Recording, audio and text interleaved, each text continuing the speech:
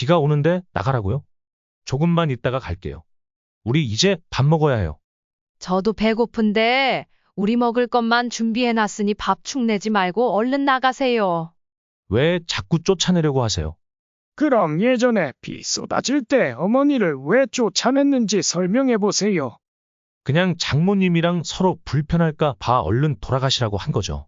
그래, 나도 내가 불편하니까 얼른 들어가 봐라. 아무리 그래도 비가 이렇게 내리는데 나가라고 하는 건 아니죠. 그럼 이런 날 나가라고 하면 안 되겠네. 엄마, 비 오는 날 나가라고 하는 게 전혀 죄책감이 없었어요. 그땐 내가 장모님과의 선약을 깜빡했었어요. 내 엄마도 너네 집에 약속하고 찾아간 거 아니야?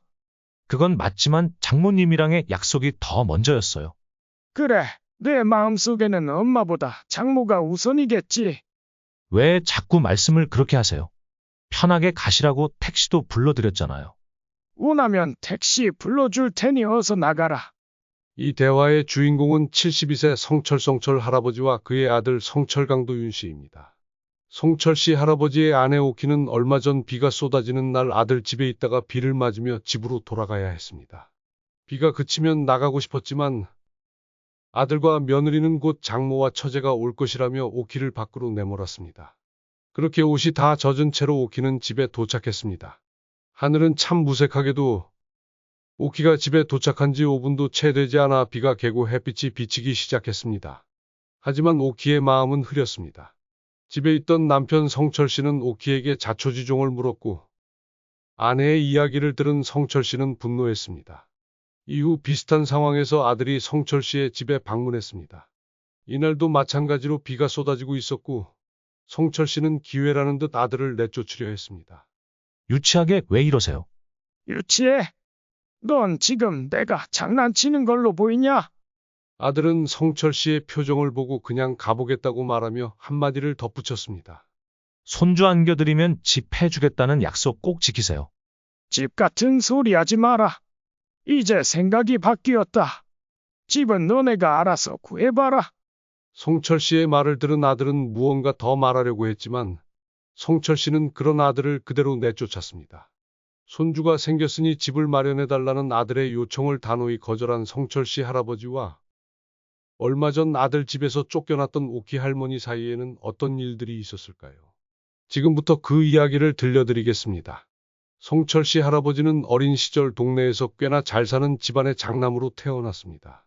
성철 씨의 부모님은 장남인 성철 씨에게 제사를 성실히 지낸다는 약속을 받고 거의 모든 재산을 물려주었습니다. 이후 성철 씨의 아버지가 돌아가신 후 성철 씨는 아버지의 유언대로 제사를 모시며 다른 형제들을 조금씩 도와주며 살았습니다. 성철 씨는 공부도 잘했고 이후 회사에 들어가 나름 여유롭게 생활했습니다. 그는 어머니의 중매로 지금의 아내 오키를 만나 결혼했습니다. 오키는 성철 씨와 결혼하자마자 일을 그만두고 가사에 전념하기 시작했습니다. 이후 오키는 아들 강도윤을 낳았고 성철 씨의 어머니가 하던 제사도 이어받아 성철 씨의 집에서 제사를 지내기 시작했습니다. 성철 씨네는 제사 때마다 많은 양의 음식을 준비했습니다.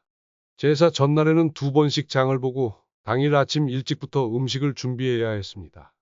이후 성철 씨의 어머니마저 세상을 떠나면서 오키는 홀로 그 많은 음식을 준비하게 되었습니다. 시누이는 멀리 살고 있었고 오키는 여자 형제가 없어서 도와줄 사람도 없었습니다. 힘들 법도 했지만 오키는 불평 없이 그 모든 일을 해냈습니다. 아버지와 어머니 제사 때마다 영정사진 앞에서 눈물을 흘리는 성철 씨를 오키가 곁에서 위로해 주기도 했습니다.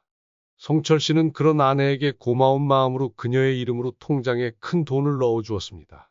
시간이 흘러 아들은 취직을 하고 결혼을 하겠다며 예비 며느리를 소개했습니다. 아이고, 내가 주연이냐? 어쩜 이렇게 예쁠까? 오키는 아들이 데려온 예비 며느리가 마치 자신이 시집갈 때처럼 긴장하고 있는 모습에 정이 가기도 했습니다. 형제 관계는 어떻게 되니? 오키는 궁금한 점이 많아 하나씩 질문하기 시작했습니다. 제가 장녀이며 남동생들이 있어요. 딸이 많구나. 아버지께서 행복하시겠네요. 그렇지만 아버지가 안 계세요. 아, 내가 실수했구나. 미안해, 아가야. 아니에요. 모르셨으면 그럴 수 있죠. 아버지 없이 자랐다는 예비 며느리의 말에 오키는 안타까운 마음이 들었습니다. 그이가 저희 집에서 아빠처럼 잘해줘요. 오키의 아들도 비슷한 감정을 느꼈는지 예비 며느리에게도 다정하게 대해주는 눈치였습니다. 하지만 이런 감정과는 별개로 성철 씨와 오키는 아들의 결혼을 위해 어디까지 지원해야 할지 고민했습니다. 집을 마련해줄 여유는 있었지만 성철 씨는 아들이 손주를 낳기를 바랐습니다. 그래서 성철 씨는 아내를 설득해 손주가 생기면 집을 마련해주겠다는 조건을 걸었습니다. 아들은 아버지의 말을 듣고 내심 서운한 듯했지만 아이를 가질 계획이 있어서 그 제안을 받아들였습니다. 상견례 당일 긴장감 속에서 성철 씨와 오키 그리고 예비 사돈이 마주 앉아 있었습니다. 서로 안부를 묻으며 이야기를 나누었고 예비 사돈은 딸에 대한 걱정이 많아 보였습니다. 대화를 나누다 보니 자녀 계획에 대한 이야기도 자연스레 나왔습니다. 요즘은 아이를 안 낳고 부부끼리 행복하게 지내는 게 더 좋은 것 같아요. 그래도 아이를 낳아서 키워보면 또 생각이 달라질 수 있죠. 요즘 애 키우는 게 쉽나요? 맞벌이를 해도 아이를 잘 안 낳는 세상이라. 만약 손주를 낳으면 저희가 물심양면으로 지원해 드리겠습니다. 정말이세요? 약속하신 거예요? 남자가 한 입으로 두말하는 거 아니죠. 예비 사돈은 다소 무리하게 대답했습니다. 성철 씨는 기분이 상했지만 이내 마음을 가라앉혔습니다. 그건 그렇고 아이들이 월세로 시작하면 좀 힘들지 않을까요? 제가 보증금은 도와줄 텐데 아빠 없이 자라면서 돈을 많이 모으지 못해서요. 월세로 살아보는 것도 좋죠. 잘 알아보면 괜찮은 집을 싸게 구할 수도 있고요. 예비 사돈은 성철 씨의 답변이 마음에 들지 않는 눈치였습니다. 저희는 가족이 워낙 돈독해서 집에도 자주 놀러 가고 그러거든요. 보시다시피 저희가 인원이 많아서 월세로 살더라도 좀 큰 집이 좋을 것 같아요. 예비 사돈의 말에 성철 씨는 대답을 얼버무렸습니다. 식사가 끝난 후 아들과 며느리가 계산을 할 것으로 생각했지만 계산할 때 아들과 며느리는 자리를 비운 상태였습니다. 이내 돌아온 며느리가 종업원에게 카드를 건네려 하자 예비 사돈이 딸의 손을 잡으며 원래 상견례 자리에서는 남자 쪽에서 계산하는 게 예의. 라며 성철 씨를 바라봤습니다. 성철 씨는 처음 듣는 이야기인 듯 당황했지만 아내 오키가 카드를 꺼내 결제했습니다. 왜 당신이 계산해? 괜히 결혼 전부터 문제 일으킬 필요 없잖아요. 성철 씨는 예비 사돈이 마음에 들지 않았지만 이런 문제로 결혼을 취소할 수는 없다고 생각했습니다. 앞으로 왕래가 줄어들 테니 그냥 넘어가기로 했습니다. 이후 아들과 며느리는 결혼 후 월세로 집을 구해 살기 시작했습니다. 성철 씨는 집을 사주지는 않되 보증금을 대신 내주기로 했습니다. 대신 이 돈은 나중에 돌려받을 생각이었습니다. 그러나 처음부터 넓고 비싼 집을 찾은 아들과 며느리의 선택이 성철 씨를 당황하게 했습니다. 둘이 살 건데 왜 이렇게 넓은 집에 들어왔어? 오키는 걱정된 마음에 아들에게 물었습니다. 장모님께서 저희가 좀 넓은 집에서 살았으면 하셔서요. 처제들이 같이 오면 넉넉한 공간이 필요할 것 같다고 하셨어요. 아들과 며느리는 처가 가족을 고려해 넓은 집을 선택한 듯 보였습니다. 아들과 며느리는 나이가 어느 정도 있었음에도 불구하고 아직 아이를 낳을 생각이 없는 듯 했습니다. 아들의 집을 방문할 때마다 오키는 집 안에서 들려오는 시끌벅적한 소리에 놀라곤 했습니다. 어느 날 오키가 아들에게 전화를 걸자 집안이 시끄러워 보였습니다. 집에 누구 왔니? 장모님이랑 처제들이 와서 같이 밥 먹고 있어요. 처음에는 사돈도 성철 씨와 오키를 불편해하지 않았습니다. 그래서 사위에게 성철 씨와 오키를 집에 초대해 함께 식사하자고 제안하기도 했습니다. 엄마, 아버지랑 같이 장모님네랑 이번 주 토요일 저녁에 우리 집에서 식사하실래요? 사돈도 같이 하고 싶으시대요. 가족끼리 어울리는 걸 좋아하셔서 그래. 알았어. 아버지께도 한번 물어볼게. 하지만 성철 씨는 굳이 그 자리에 가고 싶지 않다며 가지 않겠다고 했고 오키만 약속 당일 아들 집을 찾게 되었습니다. 아들이 결혼하고 나서 처음으로 방문하는 집이기에 오키는 설레는 마음이 가득했습니다. 오키가 도착하자 이미 사돈과 며느리의 동생들이 모두 와 있었습니다. 오셨어요. 사돈은 마치 집주인처럼 오키를 반겼습니다. 오키는 어색한 듯 밥상 한쪽에 조용히 앉았습니다. 아들과 처가 식구들이 친근하게 어울리는 모습에 조금 거리감을 느끼기도 했습니다. 그러나 오키의 눈에 조금 거슬리는 장면이 있었습니다. 사돈과 며느리 그리고 며느리의 동생들은 전부 자리에 앉아 있었고 오직 아들만 주방을 오가며 음식을 나르고 필요한 것들을 가져오고 있었습니다. 오키는 아들의 모습을 보며 불편함을 느꼈지만 분위기를 깨기 싫어 그저 음식을 먹고 있었습니다. 이 음식은 다 누가 한 거야? 맛있게 잘 만들었네. 그거 다 사위가 만든 거예요. 음식 솜씨가 좋아서 저희 다 좋아하죠. 네, 제 아들이요. 오키는 믿기지 않는다는 듯 아들을 쳐다보았고 아들은 쑥스러운 듯 웃음을 지었습니다. 오키는 이날 처음으로 아들이 요리를 한다는 사실을 알았습니다. 결혼 전에는 라면을 끓여 먹는 모습 외에 요리하는 것을 본 적이 없었기 때문입니다. 아들은 퇴근 후 요리 학원에 다니며 배운 요리 솜씨를 선보였다고 했습니다. 그가 집에서 혼자 배달 음식을 먹는 처가 식구들을 보고 안쓰러운 마음에 요리를 시작했다고 말했습니다. 식사가 끝나자 가족들은 음악을 크게 틀어놓고 춤을 추며 즐거운 시간을 보냈습니다. 하지만 오키는 소란스러운 것을 좋아하지 않아 무표정하게 앉아 있었습니다. 사돈이 오키에게 억지로 일어나 춤을 추자고 했지만 오키는 정중히 거절했습니다. 사돈은 그런 오키를 마음에 들어 하지 않는 듯 보였습니다. 오키는 집으로 돌아와 남편 성철 씨가 잘 갔다 왔냐? 고 묻자 고개를 젓습니다. 아이고, 말도 마요. 어찌나 마음에 안 들던지. 밥 먹는 내내 아들만 왔다 갔다 하고 그쪽 식구들은 자기들끼리 재밌게 얘기하기 바쁘더라고요. 그러게, 거길 왜 갔어? 그 이후로 오키는 사돈과 함께하는 자리가 불편하게 느껴졌습니다. 어느 날 아들이 쉬는 날 오키는 아들 집 근처에서 볼일을 보다 전화를 걸었습니다. 아들, 집에 있니? 네, 이제 막 청소 끝내고 밥 먹으려던 참이에요. 처가 식구들이 놀러 가서 지금 집에 아무도 없어요. 엄마도 식사 안 하셨으면 같이 드시죠. 엄마는 밥 먹어서 가서 차 한잔하고 갈게. 그렇게 오키는 아들 집으로 향했습니다. 집에 도착해보니 아들은 반찬 몇 가지를 꺼내 밥에 김을 싸서 먹고 있었습니다. 왜 그것만 먹어? 오키는 자신이 먹으려고 사둔 반찬들을 꺼내 아들에게 권했습니다. 아들은 주말마다 집에서 혼자 밥을 먹는 날이 많아 보였습니다. 알고 보니 며느리는 주말마다 자주 처가에 놀러 가곤 했고 거의 매주 가족들과 함께 시간을 보내는 것 같았습니다. 처음에는 나도 같이 가곤 했는데 주말에는 좀 쉬고 싶더라고요. 아무리 그래도 매주 그렇게 놀러 가면 돈이 많이 나가지 않아? 저도 그게 걱정이에요.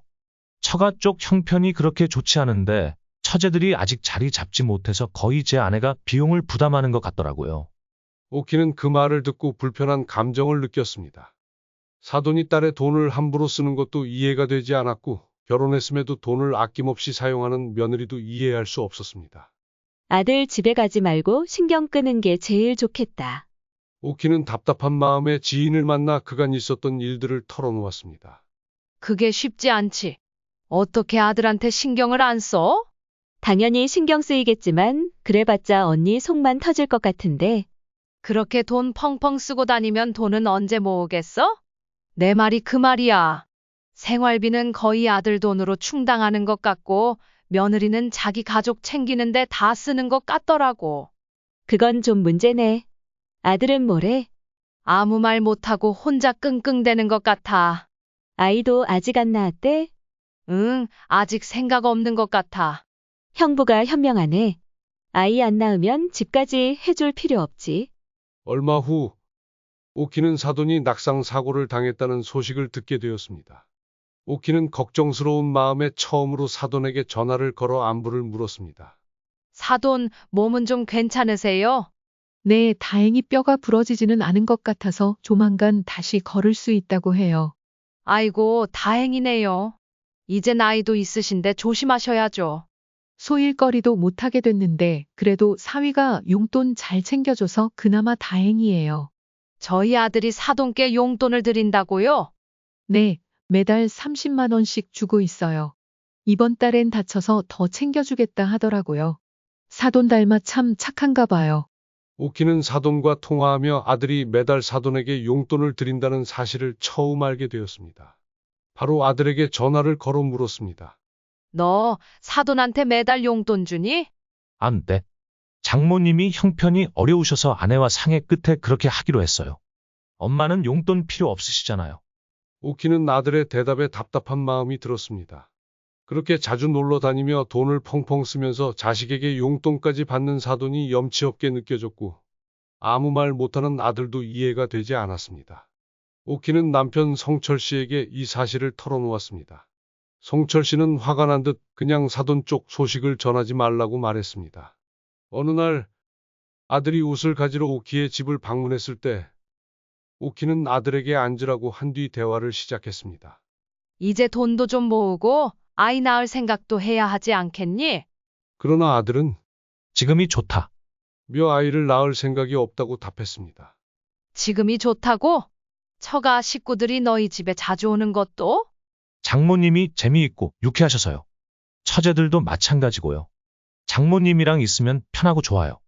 그러면서 아들은 농담 삼아 오키에게 엄마는 말도 별로 없고 좀 부정적이시잖아요. 라며 장모와 비교했습니다.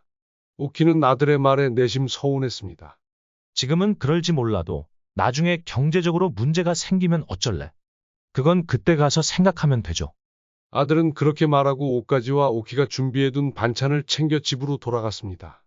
엄마가 해주는 건 생각도 안 하고. 오키는 아들이 떠나자 혼잣말로 중얼거렸습니다. 이후 명절이 다가왔습니다. 오키는 이미 아들이 처가 쪽을 더 신경 쓸 것이라고 생각하며 마음의 준비를 했고 서운해하지 않으려 했습니다.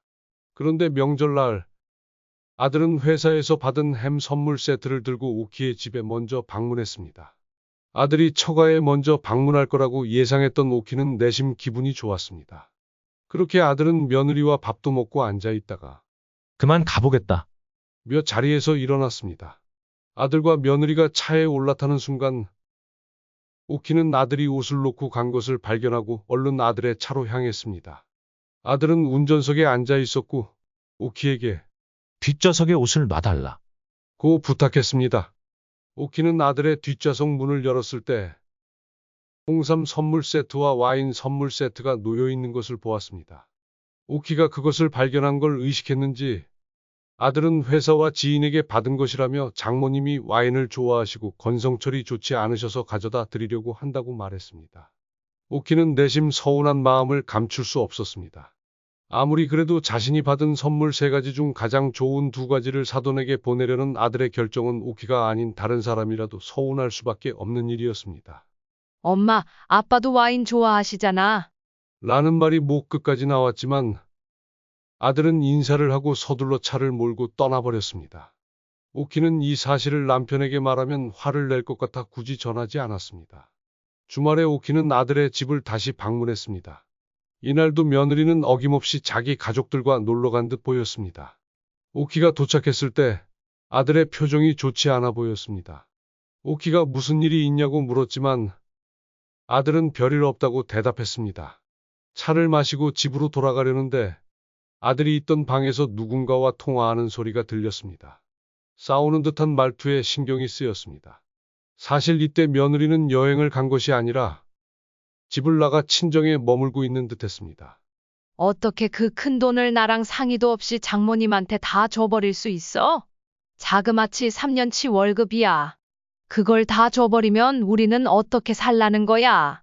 통화 내용을 들어보니 며느리가 일하며 모은 3년치의 월급을 친정에 다 드렸다는 것이었습니다.